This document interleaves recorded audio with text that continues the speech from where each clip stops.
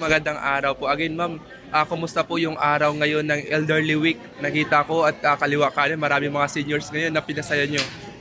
Oo nga, hindi lang kaliwa kanan, harap, likod, lahat, nasa labas. Ito, kahit na umuulan, syempre, ang pakiramdam natin lahat, kasi blessing yan sa ating Panginoon.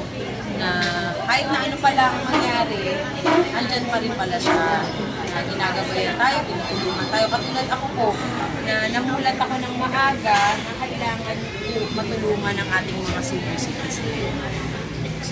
Ma'am, marami po kayong kanina, nasa Quezon City po tayo, sa mga kapatid nating mga Iglesia ni Cristo.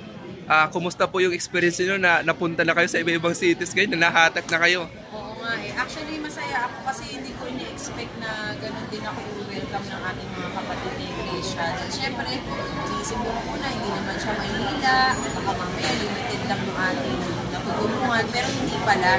Doon ko nalaman na nationwide na pala yung natutulungan natin at pwede natin.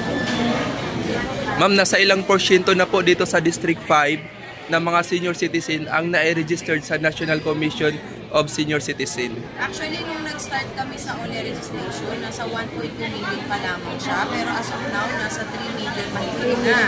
So, dito sa Maynila yun? Nakatulong din yung ginagawa natin na i-promote natin siya through sa mga vlog ninyo, sa YouTube, sa Facebook Live, na nagkakaroon ng information dissemination ng ating mga senior citizen. So sa kabuuan po sa Maynila, siguro nasa halos kalahati na, kalahati na. Yun. So ma'am, pwede ba natin imbitahin yung ating mga kabayan? Hindi, kasi pagkakaalam ko, ang National Commission of Senior Citizen hindi lamang dito sa lungsod ng Maynila, bagkus nationwide. Yes. Baka pwede natin imbitahin at promote natin yung National Commission of Senior Citizen. Siyempre, unang-una sa lahat, gusto ko imbitahan yung mga senior citizen po natin na kayo po ay magparehistro online, mag-visit lamang po kayo sa website na www.ncs.gov.ph na kung saan pwede po kayo magpatulong sa inyong anak, sa inyong apo, o kung sino po yung kamag-anak na kasama po ninyo na kayo ay marehistro online sapagkat napakahalaga po ang online registration na magkaroon ng database ang ating mga senior citizen na kung saan para hindi na rin sila mahirapan kapag may mga bagong programa ang ating gobyerno, hindi na sila kung saan sa ahensya pupunta, kundi itong National Commission of Senior Citizen ay kanilang tahanan, kanilang ahensya, at ito ang makakatulong na maibaba ang lahat ng programa para sa ating mga senior citizen. Ma'am, ngayon po ay nagsiselebrate yung mga senior citizen at I'm sure senior na rin si President Bongbong Marcos.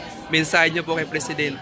Siyempre, unang-una sa lahat, Happy Elderly Week para sa ating mga senior citizens sa buong Pilipinas at lalong-lalo na po sa ating batang-bata at junior citizen na ating mahal na Pangulong Bongbong Marcos. Siyempre, bilang pag-celebrate sa Elderly Week, binibigyan natin sila ng oras, binibigyan natin sila ng importansya, binibigyan natin sila ng paraan para kahit paano magkaroon din sila ng kasiyahan na mailabas din nila talaga yung kanilang saloobin. At yun nga, lumabas na ngayon sa loobin nila na maganda pala na tayo ay magkakasama, na meron tayong oras para makilala po natin yung isa't isa, na meron din tayong oras para masabi din natin talaga ano po ba talaga yung programa na dapat po ibaba sa ating mga senior citizen. Last ma'am, pakigreet naman kay Attorney Quijano. Yes, syempre si Atty. Quijano hindi rin magpapatalo. Nagpapogi talaga sa kanyang probinsya. Happy birthday, Atty. Franklin M. Quijano. Alam ko po kung gaano kabigat ang responsibilidad na inyong dinadala. Kasi ako po mismo, katulong niyo lamang alam kong mabigat ang responsibilidad. Pero huwag po kayong mag-alala sapagkat ang ating mga senior citizen ay willing tumulong para maipalaganap pa yung OLE registration at makatulong po ninyo sila at ako para sa lahat ng programa ng senior citizen na talagang maibaba po ito sa ating mga kapatid.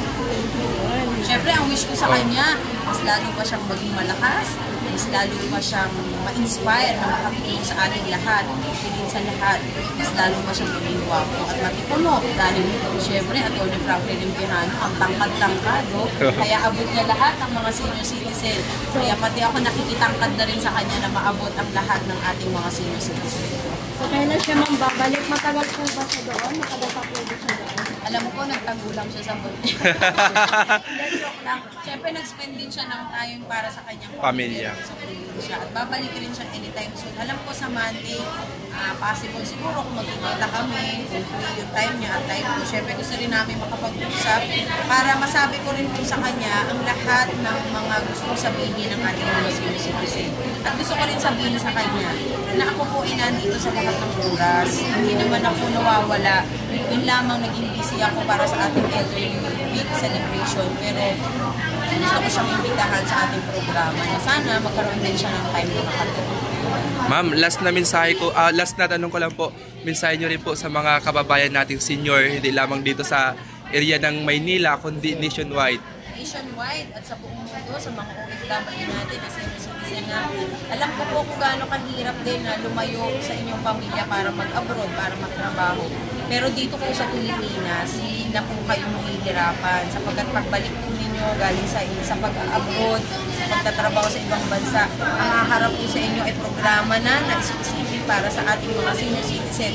Na ito po ay isusulong natin hindi lamang ngayon, kundi sa araw-araw po na ginawa ng Diyos na tayo po ay magpasalamat sapagkat gusto natin pangalagaan ang kalusugan ng mga senior citizen. Kaya ito pong ginawa natin ng mga activities, pagpapakita lamang na ang mga senior po natin ay malalakas pa, di ba? Di ba po? Malalakas pa at sila ay handang magbigay din ng oras para makatulong po sa iba natin mga senior citizen. Salamat, ma'am. Maraming salamat. Happy Elderly Week po sa ating mga senior citizen.